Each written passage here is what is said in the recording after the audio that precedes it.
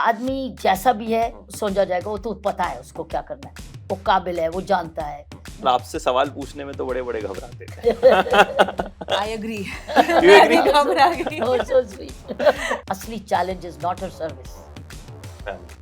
असली challenge is when she decides to marry. That changes her life. आपकी gut feeling क्या रही है इस वक्त जरूरत है। अगर आप उस लीडरशिप पोजीशन में हैं तो आपको डिसीजन लेना है। हमारी सोसाइटी में ये सोशल सिस्टम बने ही नहीं है, ना केयर टेकिंग का बना, जहां मैं केयर टेकर ले सकूं, रिलायबल केयर टेकिंग कार्डर। हम सिक्योरिटी सर्विसेज तो बन गई जगह जगह, आप तुरंत सिक्योरिटी गार्ड ले सकते हो, ड्राइवर ढूंढ सकते हो, Right. कहाँ care taker low. You are a hero, having to even balance this. You are automatically a hero, just wanting to do it. But how much of it are you willing to sacrifice? अच्छा, बहुत कम ऐसा होता है जब हमें reel और real तो लोग साथ में मिलते हैं। And here we have Regina Cassandra, Kavya Iyer IPS and Kiran Bedi ma'am. मतलब आज मेरे मम्मी पापा बड़े खुश होंगे कि I am sitting with Kiran Bedi and asking questions. मतलब आपसे सवाल पूछने में तो बड़े बड़े घबराते थे। I agree. You मैं agree? भी घबरा गई। Oh, so sweet. अच्छा, वैसे अगर हम नॉर्मल इंटरव्यू करते हैं ना तो हम दाएं बाएं चले जाते हैं, ये भी पूछते हैं वो भी पूछते हैं, बट इसके लिए बड़ा स्ट्रिक्ट ब्रीफ था कि वुमेन ऑफिसर्स के सामने क्या क्या चैलेंजेस हैं। तो सारे के सारे क्वेश्चंस जो हैं वो उसी पर केंद्रित होंगे, क्योंकि I can't dare to ask anything else. Ma'am, women officer होना क्या वाकई में इतना टफ है कि we are having a whole show on this? सिर्फ एक आदमी ऐसा क्वेश्चन पूछ सकता है। नहीं, मतलब who else सही ना मैम? to उसका reason because you see women started late. Yes. You don't ask this from men, but you ask this from women because started it late. लेकिन अब बड़ी फास्ट, बड़ी जल्दी पॉपुलेट हो रही है पुलिसिंग विद विमेन।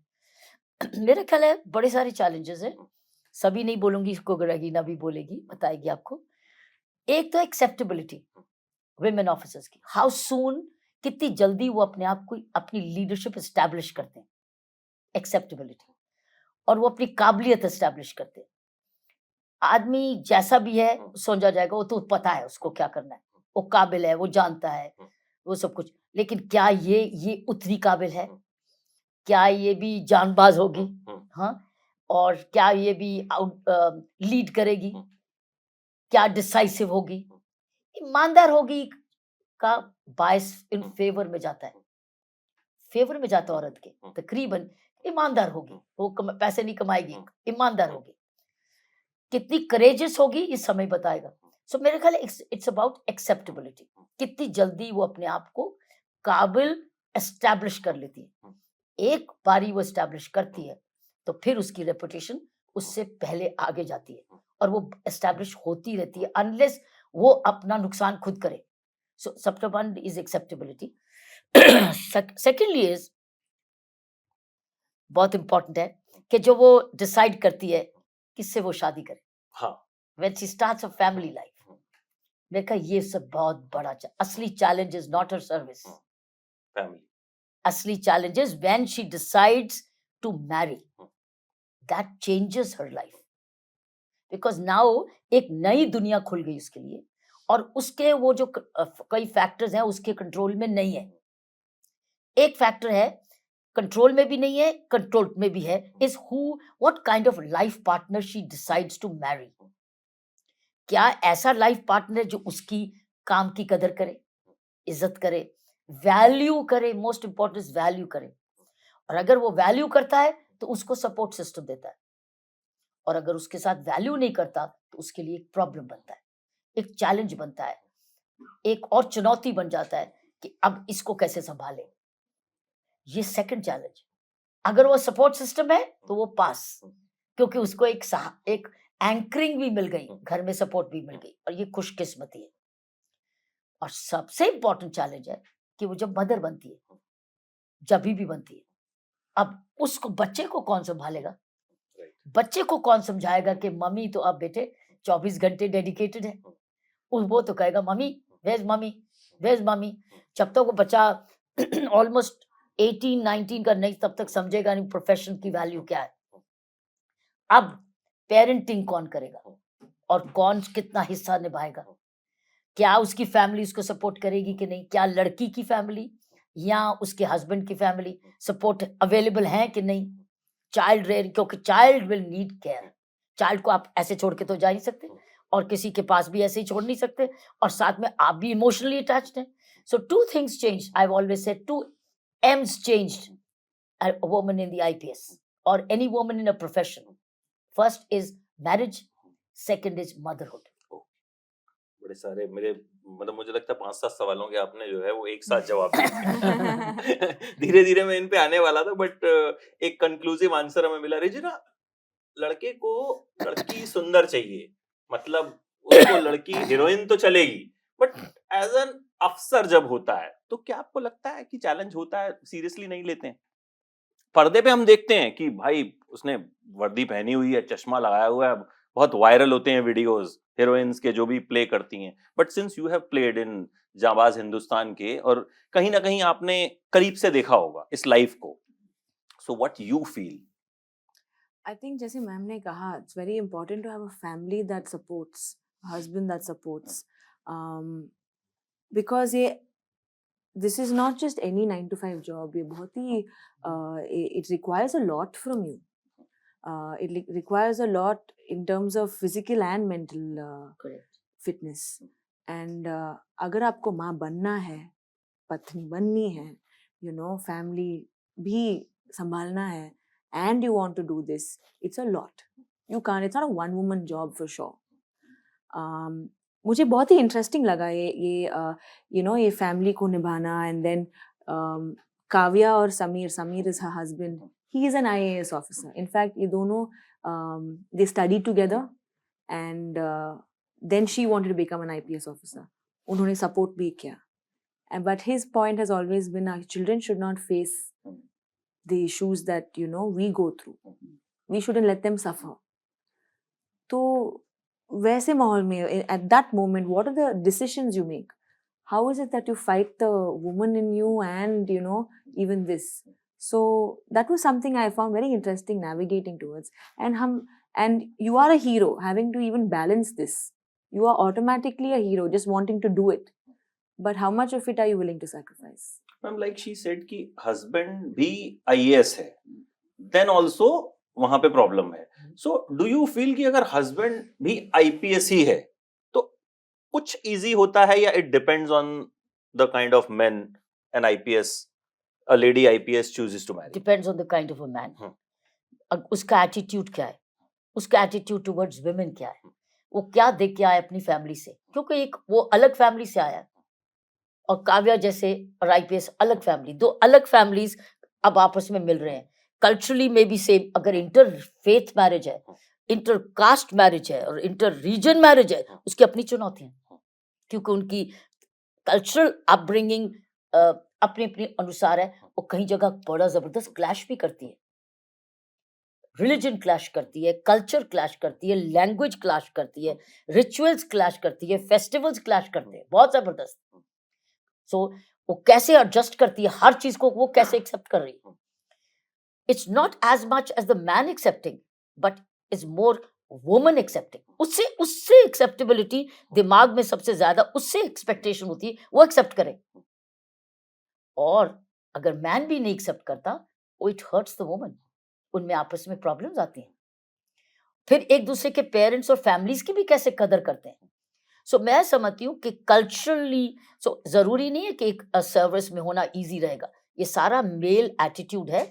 क्या वो उसकी अपब्रिंगिंग, उसकी जब घर में हुई, क्या इक्वल हुई थी?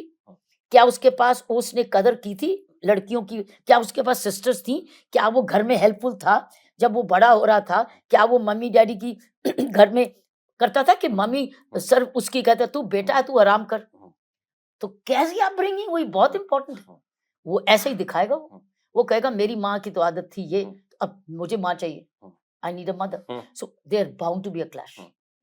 सो इट्स वेरी वेरी इंपॉर्टेंट. इसलिए मैंने कहा है कि वो कैसा पार्टनर सिलेक्ट करती है, उसकी सारी लाइफ उस पर ऑल्टर हो जाती है. चलिए उसको चेंज हो सकता है. That's marriage can be okay. नहीं बनी कहीं, वो व्हाट हैपेंस, वो टर्मिनेबल रिलेशनशिप है, लेकिन मदरहुड टर्मिनेबल नहीं है. राइट. तो अगर हस्बैंड भी चला गया, आपके पास बेटा बच्चा रह गया, अगर आपके पास रह गया, तो आपको 100% ऑफ उसकी, और एक से supposing it's more than one, then you are not serving, I can tell you that. आप फिर मदरिंग रोल प्ले कर रहे हो और काम को अकोमोडेट कर रहे हो फैमिली की अपब्रिंगिंग के लिए, आप अपना करियर को पोस्टपोन कर रहे हो। हाँ, अनलेस आपके पास जबरदस्त फैमिली सपोर्ट है, फ्रेंड सपोर्ट नहीं, फैमिली जो घर में रह रही है, क्योंकि बच्चे के ऊपर नजर रखना 100% जरूरी, क्योंकि स्कूल से उसने तो 4 बजे आ जाना, what do you do after 4 o'clock और 3 PM? हमारे देश में डे बोर्डिंग स्कूल्स नहीं है। इस देश को जबरदस्त इस वक्त जरूरत है, क्योंकि अब वर्किंग विमेन आ चुकी हैं, they now need day boarding schools, जहां बच्चा तब घर जाएगा जब मम्मी भी आ रही वापस, या फादर, वन पेरेंट आ रहा है, चाहे वो कोई 6 बजे आ रहा है या 7 बजे, बच्चे का होमवर्क भी खत्म, बच्चे की। सो अब पेरेंटिंग की प्रायोरिटी बन गई जब वर्किंग।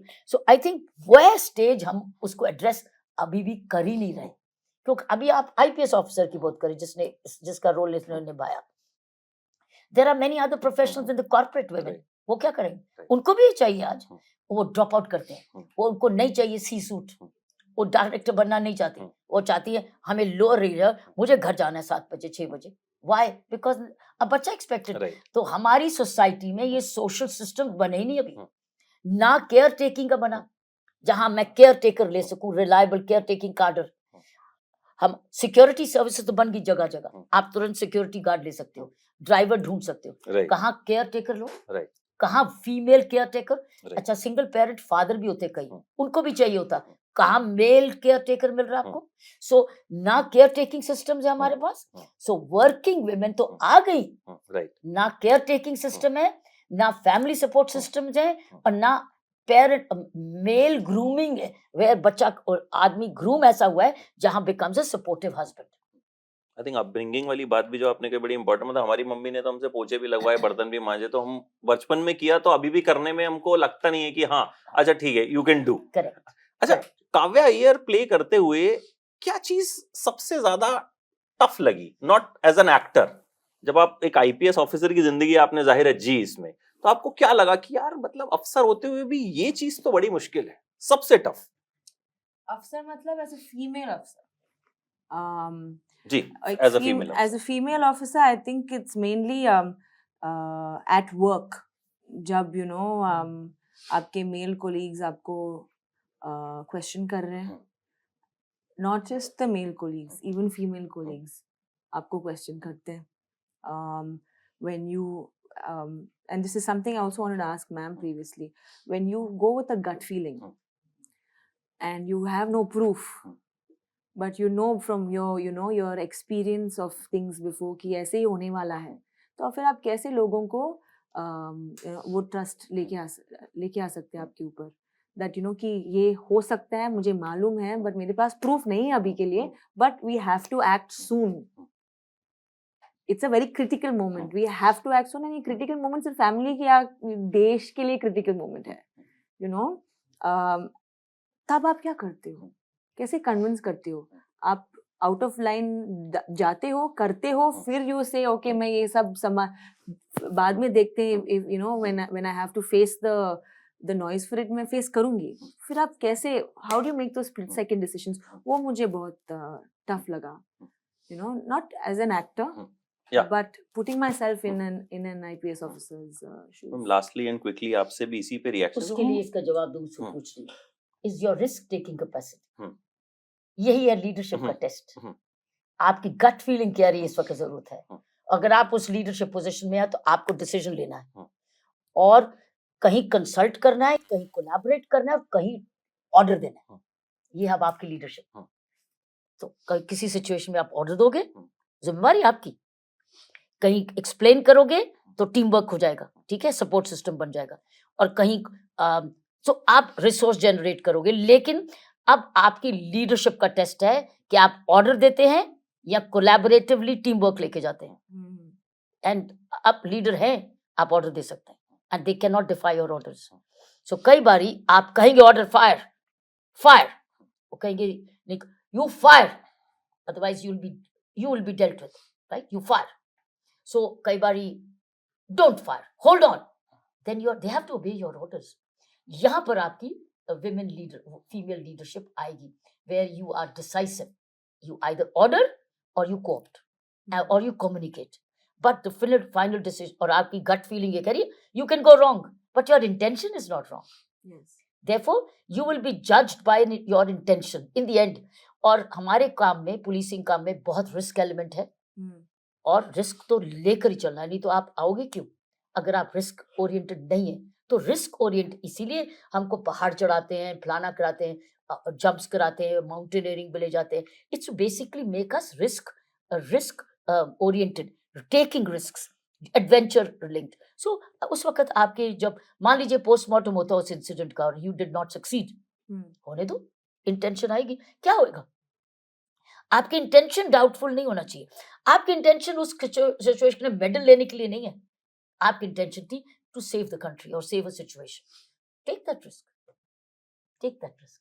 यही तो फर्क है कावर्ड में और ब्रेवरी में. रिस्क, हालांकि ट्रेलर देख के मुझे लग रहा है बिल्कुल रिस्क लिया नहीं है आपने. Will be enjoying this series. Thank you so much. Lastly, ma'am से डर तो नहीं लगा? क्योंकि इनका बहुत डर है दिल्ली में, मतलब she has been in Delhi, तो मतलब कि हम लोग, मतलब दिल्ली वालों के लिए किरण बेदी, मतलब ठीक है.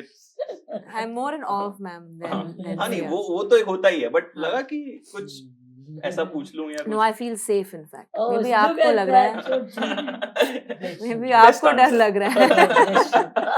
Thank you so much, ma'am. It was so lovely talking to you, and thanks, Regina. And hope Thank you, this series will do very well. और इसके season 2, 3, 4 फिर से आए, फिर से हमें आपसे बात करने का मौका मिले. Thanks a lot. Thanks.